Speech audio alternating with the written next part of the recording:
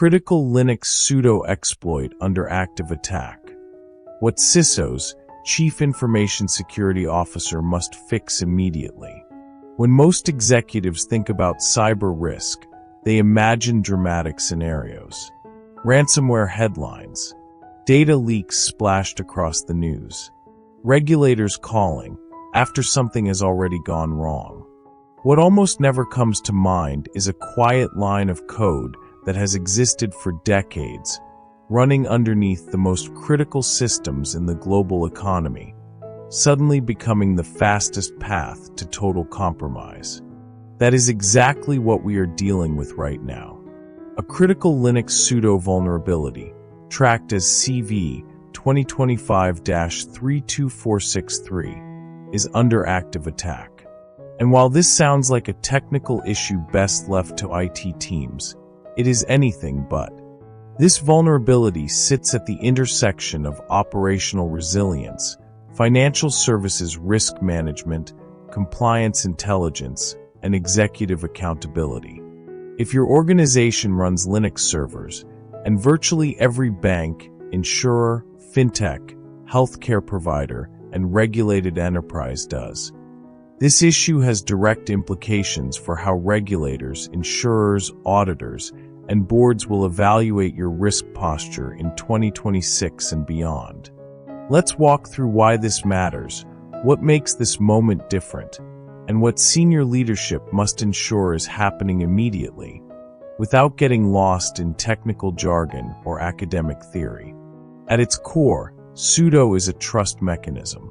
It allows authorized users to perform privileged actions without handing them the keys to the kingdom outright. For decades, it has been treated as a foundational security control, embedded so deeply into enterprise operations that many organizations barely question it anymore. That long-standing trust is precisely what makes this vulnerability so dangerous. CV 2025-32463 allows attackers who already have limited access, often through phishing, stolen credentials, or a compromised vendor account, to escalate privileges and gain near total control over Linux systems. Once that happens, traditional security controls often fail silently. Logging can be altered. Monitoring agents can be disabled. Forensic trails can be erased. From an executive perspective, this changes the risk equation in a very uncomfortable way. Because this is not about perimeter defenses failing. It is about trusted access being abused internally, which is exactly the type of scenario regulators increasingly expect organizations to anticipate and control. This is where the conversation moves beyond cybersecurity and into governance. Over the past several years, regulators have shifted their posture dramatically. Whether we are talking about AI Regulation 2026 and beyond, banking AI governance expectations, or broader operational resilience frameworks, the message has been consistent. Organizations are expected to understand, monitor, and control high-risk systems continuously, not reactively. Linux infrastructure underpins AI workloads, risk models, fraud detection systems, trading platforms, and regulatory reporting pipelines. In many institutions, these systems are now classified, explicitly or implicitly, as high-risk AI systems due to their role in decision-making, customer impact, and systemic stability. That means a vulnerability like this is no longer just a security patching issue. It is a governance issue. It is a compliance issue.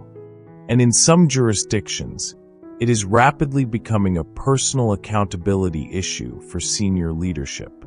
What makes this moment especially concerning is the timing. We are entering a period where regulators are sharpening their focus on explainability, traceability, and control across technology stacks. At the same time, attackers are becoming more patient and more strategic. They are not smashing through the front door anymore. They are exploiting assumptions that organizations have relied on for years. The assumption that Linux is inherently secure. The assumption that privileged access is well understood. The assumption that logs will tell the full story after an incident. Those assumptions are now liabilities. For CISOs, this creates an immediate tactical challenge. But for CEOs and boards, it creates a strategic one. Because when an incident occurs, the question will not be, was this vulnerability known? It will be, why was known risk allowed to persist in a high-impact environment? That distinction matters. In financial services, we have seen time and again how incidents escalate from technical failures into regulatory events. What starts as a breach becomes a supervisory review. That review turns into remediation mandates, capital impacts, insurance disputes, and reputational damage that lingers far longer than the original exploit. And increasingly, regulators are linking these events to broader governance failures, especially where AI systems, automated decision-making, or critical infrastructure are involved.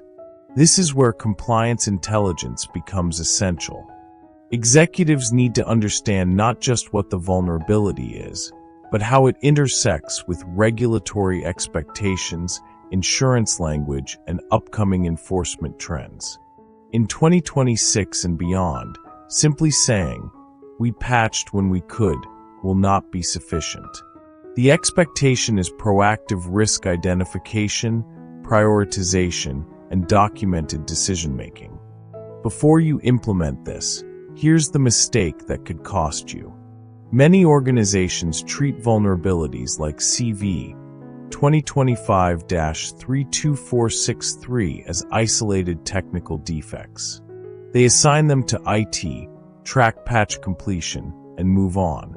What they fail to do is reassess the underlying trust model that allowed the vulnerability to become so impactful in the first place. That is the mistake, because even after patching, the structural risk often remains. Excessive privileged access, poor visibility into privilege escalation, lack of behavioral monitoring around critical systems. These gaps are precisely what regulators and auditors are beginning to scrutinize under new operational resilience and AI governance frameworks. In banking AI governance discussions, we often talk about model risk, data integrity, and explainability. But those conversations increasingly assume that the infrastructure running those models is secure, controlled, and observable. A privilege escalation flaw undermines that assumption entirely. If an attacker can manipulate the environment in which AI decisions are made, then every downstream control becomes questionable. That is not hypothetical. That is a scenario regulators are actively preparing for as they shape expectations for AI regulation 2026 and beyond. So what should leadership be doing right now? First, this requires reframing Linux infrastructure as a strategic asset, not a technical utility. Systems that support high-risk AI systems, financial reporting, customer decisioning, or regulatory compliance must be treated as governed environments with heightened oversight. Second, CISOs must be empowered, not just instructed, to assess privilege risk holistically. That includes reviewing pseudo configurations, access pathways, and behavioral controls, not simply applying patches and hoping for the best. Third, organizations must begin integrating vulnerability management into their broader compliance intelligence function. This is about understanding how technical risk translates into regulatory exposure, insurance implications, and board-level accountability. This is especially important as regulatory expectations evolve toward 2026 and beyond. Many executives assume AI regulation will focus narrowly on models and algorithms. In reality, regulators are looking at the full life cycle: including the infrastructure that enables AI systems to operate safely and predictably. Linux is part of that life cycle. The uncomfortable truth is that many organizations are already behind. Not because they lack capable teams, but because governance has not kept pace with technical complexity. The result is a growing gap between what leadership believes is controlled and what actually is. This is where experienced guidance matters. Having seen real failures in financial services compliance and AI governance, the pattern is always the same. Organizations underestimate the strategic impact of technical issues until regulators force the conversation. By then, options are limited, costs are high, and narratives are hard to control. The smarter approach is to get ahead of the issue now. Not by overreacting, not by creating panic, but by asking the right questions, demanding clear answers, and aligning technical remediation with governance strategy. This is also where education becomes critical. Executives do not need to become Linux experts, but they do need to understand how trust, access, and control operate in modern systems, and how those concepts are viewed through a regulatory lens. That understanding is what enables better decisions, better oversight, and better outcomes.